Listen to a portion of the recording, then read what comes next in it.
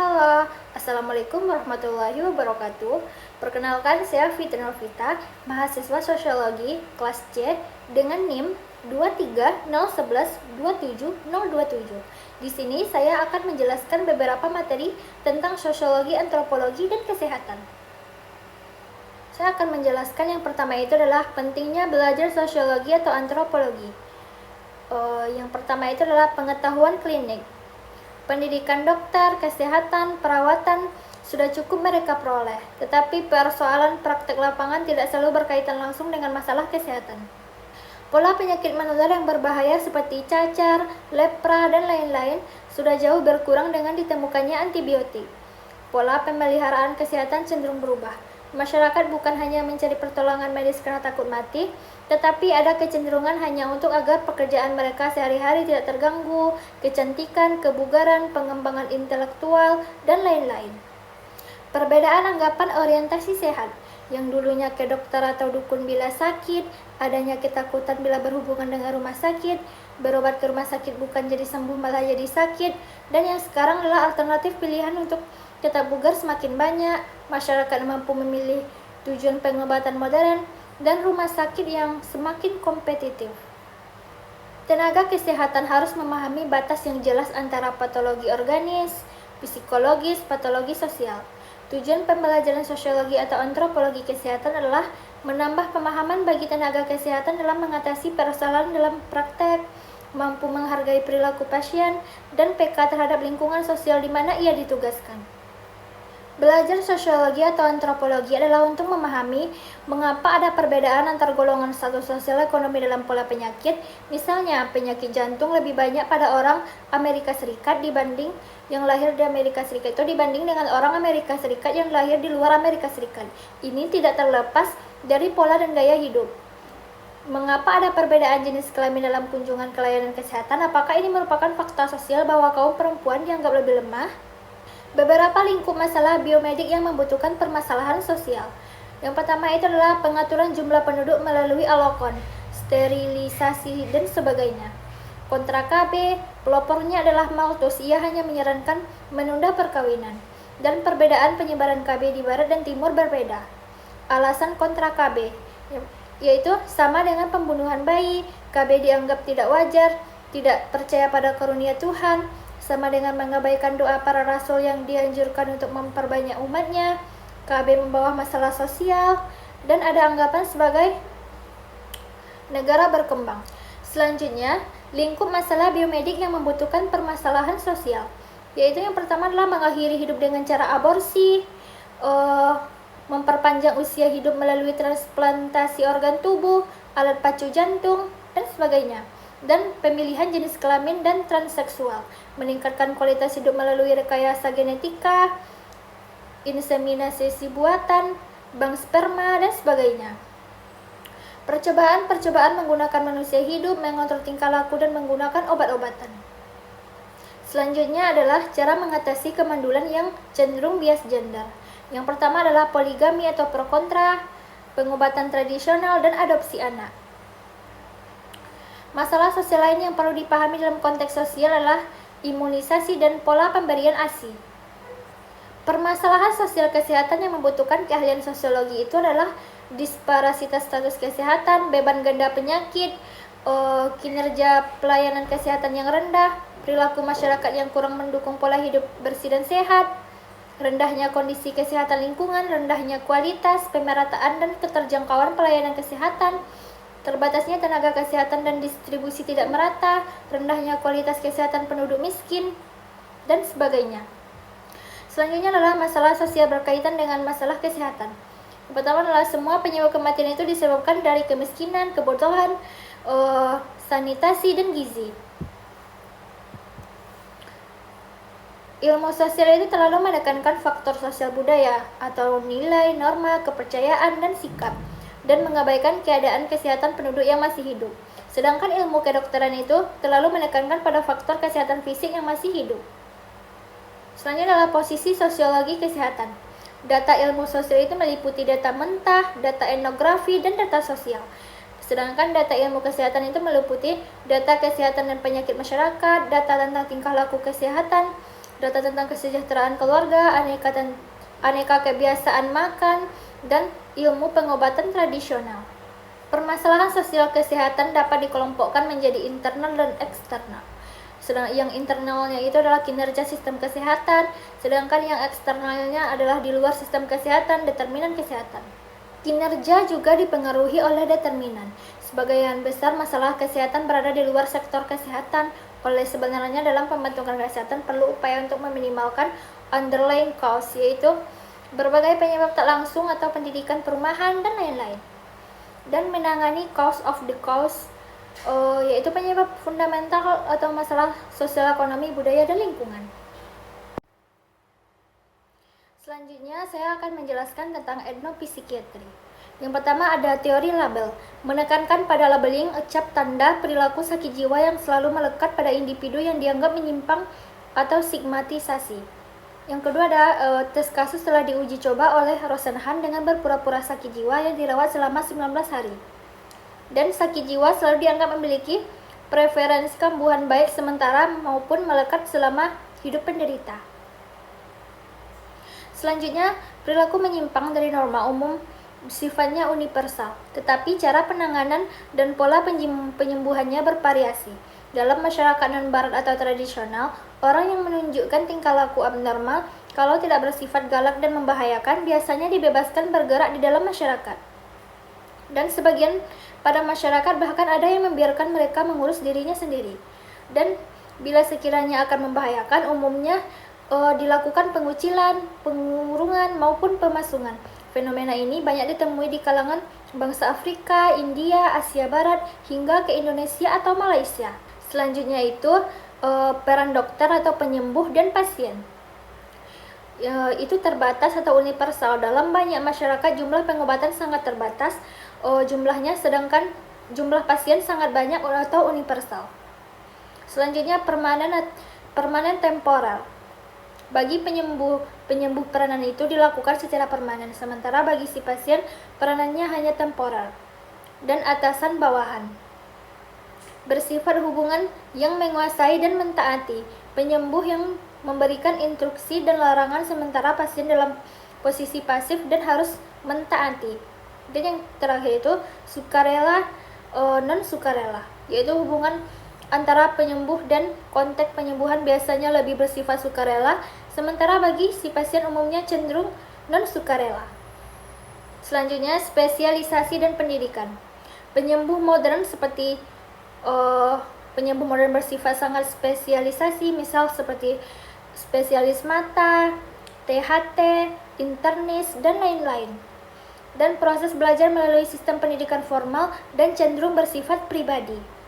Sistem pembayaran baku dan diatur secara ketat, serta lulusan dilakukan upacara dan praktek lapangan yang dilakukan secara formal. Terdapat spesialis tetapi seringkali kabur dan tumpang tindih, misalnya dukun urut, dukun bayi, dukun patah tulang, dukun ramuan, dukun peramal. Dan proses pendidikan melalui sistem formal yaitu belajar pada yang lebih senior dan dalam jangka waktu yang lama. Sistem pembayaran bersifat hadiah dan lulusan dilakukan upacara inisiasi yang dilakukan secara informal. Selanjutnya, sertifikat atau status diberikan secara formal dari lembaga profesi medis. Terus, citra profesional ditandai dengan tingkah laku, pakaian, berbagai jenis perlengkapan, dan stereotipe yang muncul adalah penyembuh modern dianggap mata duitan, serta hubungan seringkali bersifat temporer yang berpolakan pamrih atau imbal jasa. Sertifikat atau status diberikan secara ritual dengan berbagai jenis tarian dan ritual magis. Citra profesional ditandai dengan objek ritual seperti bulu-bulu, taring, bunyi-bunyian, tepung sari, dan lain-lain. Dan stereotipe yang muncul adalah penyembuhan tradisional dianggap dewa penolong. Dan yang terakhir adalah hubungan seringkali bersifat patron klien yang berpolakan utang budi dan kesetiaan. Selanjutnya, stereotipe itu tidak seluruhnya benar, karena penyembuhan tradisional pun dalam budaya-budaya tertentu bahkan juga menuntut imbalan yang sangat besar. Contoh di kalangan orang Eskimo di Alaska dengan meminta pembayaran yang bila disetujui adalah menawarkan industri atau anak perempuannya sebagai pasangan seksual. Untuk meningkatkan kepercayaan pasien, keduanya seringkali juga melakukan praktek pengelabuan pada si pasien. Dan dukun sering melakukan spionase, menggigit lidah untuk mengeluarkan darah untuk kesan proses penyembuhan. Dan yang terakhir adalah dokter yang sering juga menggunakan placebo atau bahan kimia yang tidak aktif untuk efek menenangkan pasien. Selanjutnya, sikap publik. Yang pertama itu penyembuh modern atau dokter di Amerika Serikat dianggap sebagai dewa penolong. Tetapi sering juga masyarakat kecewa dengan terjadinya pelanggaran kode etik dan malpraktek. Dan pengobatan oleh dokter umumnya dilakukan dalam tempat khusus dan tertutup, sangat pribadi, dan adanya kekhawatiran dari berbagai masyarakat penyalahgunaan wewenang. Penyembuhan tradisional sering juga dianggap dewa penolong, tetapi pada sisi lain dianggap makhluk yang berbahaya, dan sebaliknya perlu dihindari bila bermasalah dengannya karena dikhawatirkan dengan kekuatan magisnya. Dan yang terakhir itu, pengobatan oleh dukun seringkali dilakukan di tempat terbuka yang kadangkala diikuti dengan berbagai ritual tarian secara terbuka.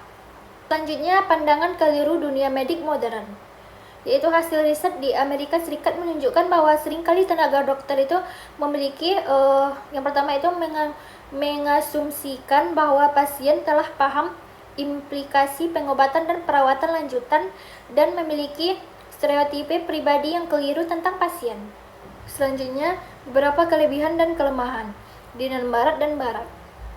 Di dan barat, beberapa Forkomplenya merupakan sumber pengetahuan barat. Efek psikologis pengobatan cukup efektif, dan kelemahannya sistem ini lambat laun semakin hilang karena para pengobat tradisional banyak yang tidak memiliki kemampuan baca tulis. Sedangkan yang di barat, perkembangannya dan efek penyembuhannya sangat cepat dan tolok ukurnya jelas.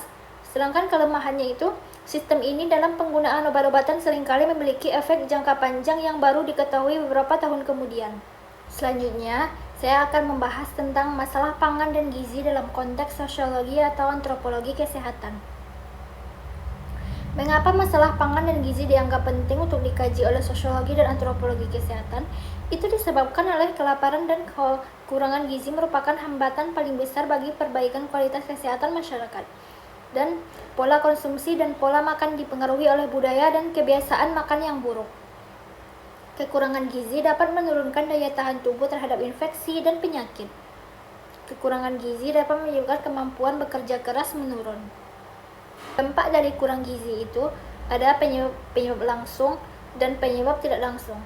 Penyebab langsung itu meliputi makan tidak seimbang dan penyakit infeksi.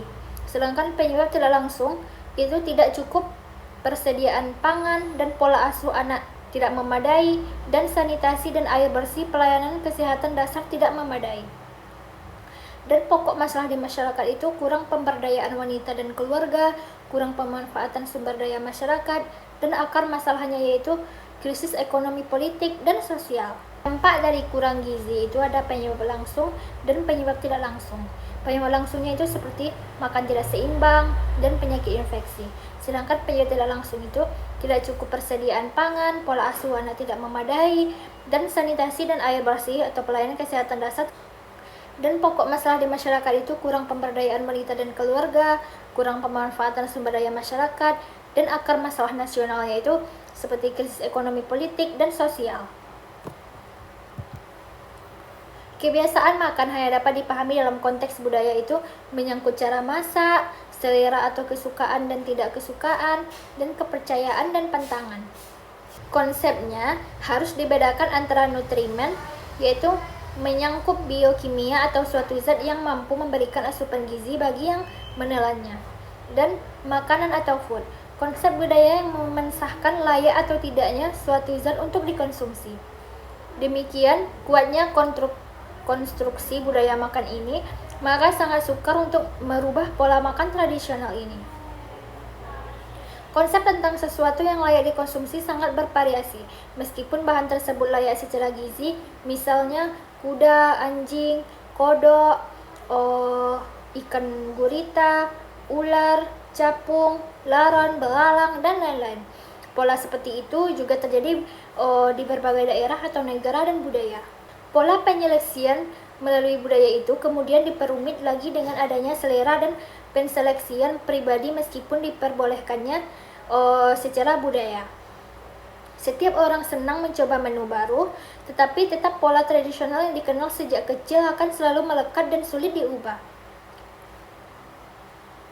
Contohnya orang Hadza dari Tanzania, meskipun mereka sangat lapar dalam perburuan di hutan, mereka tidak mau memakan hati dan darah binatang. Mereka selalu membuang jenis ini dari hewan buruan yang mereka peroleh, meskipun hati itu sangat bergizi. Selanjutnya, nafsu makan dan lapar. Selain perbedaan konsep makan dan nutrimen atau zat gizi secara biokimia, hal yang juga dikaji oleh sosiologi antropologi kesehatan adalah cara makan, kapan dimakannya, dan etika makan. Contoh, konsep sarapan pagi bagi orang Amerika Serikat berbeda dengan orang Meksiko. Orang Amerika Serikat meskipun sudah sarapan cukup masih merasa lapar pada siang hari. Orang Meksiko lebih tahan sampai jam 4 sore, tidak merasa lapar dan baru merasa lapar pada jam 9 malam. Konteks ini berkaitan dengan geografis. Orang Meksiko berada di ketinggian 7.200 kaki di Kolombia. Pada waktu yang sama mereka perlu makan yang padat sehubungan mereka berada pada ketinggian yang lebih tinggi, itu 800-700 kaki. Selanjutnya, klasifikasi makanan dalam budaya. Setiap budaya memberikan klasifikasi atau bahan makanan menyangkut status dan prestisnya. Misal, makan roti dan jagung pada orang Meksiko, beras giling dan menggiling pada orang Vietnam. Makanan utama, makanan ringan, makanan selingan, persembahan, dan lain-lain. Makanan untuk orang sakit, orang tua, jamuan, dan lain-lain. Contoh, orang Amerika Serikat menganggap telur adalah makanan yang wajar, tetapi cara memasaknya itu sangat menentukan untuk setiap waktu makan. Telur mata sapi hanya dianggap cocok untuk sarapan, telur dadar cocok untuk makan malam, dan lain-lain. Contohnya, makanan berbuka dan sahur pada sebagian besar orang Muslim sangat dipengaruhi dan kontekstual setempat. Makanan universal yang penting digemari adalah sapi dibandingkan kambing atau babi. Klasifikasi makanan juga dikenal dengan konsep makanan ringan dan berat, lemah dan kuat, contoh orang Prancis dan Italia, dan makanan panas dan dingin. Selain masalah tersebut, dalam banyak budaya juga dikenal tabu makan. Konteksnya, siklus makanan atau inisiasi, misalnya pubertas, kehamilan, kelahiran, dan lain-lain. Dan kesehatan dan sakit individu, dan ritual dan kepercayaan. Selanjutnya, peran makanan dalam konteks budaya. Makanan sebagai ungkapan ikatan sosial, contoh, jamuan atau undangan makan dalam banyak budaya dianggap sebagai lambang persahabatan. Saling memberi dan kirim makanan dalam banyak budaya juga dianggap sebagai wujud ikatan sosial. Sedang tidak memberi makan dianggap sebagai permusuhan, seperti ibu mengancam anaknya yang nakal dengan ancaman tidak diberi makan. Dan menolak ajakan makanan dianggap kurang bersahabat.